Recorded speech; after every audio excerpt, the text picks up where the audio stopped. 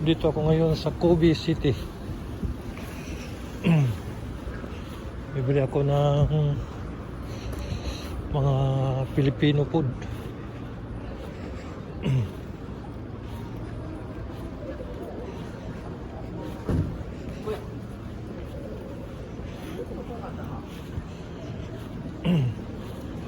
Dito yung Motomatsu, yung Chinese. Pupunta ko sa Chinese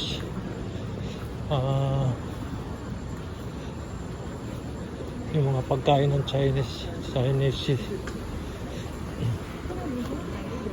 ito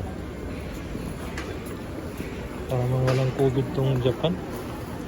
Wala man lang silang pagbabago, gaya pa rin ng dati. Kung ano noong may COVID, hanggang ngayon ganun pa rin. Walang oh, dikit pa rin ng mga tao dito. Maraming pagkain, no? Mga Chinese food. Yan. Ang daming pagkain dito sa Motomatsu. Chinatown. Ito pala Chinatown dito.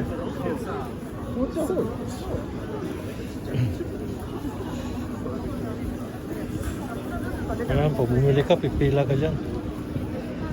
Yan, no? Mga pagkain ng Chinese.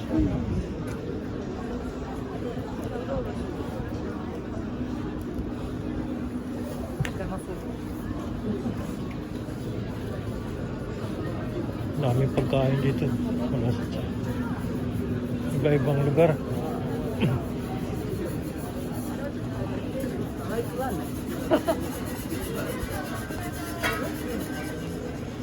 Sa Japan, basta makamas ka lang, walang problema. At least safe. Yan. Chinese food.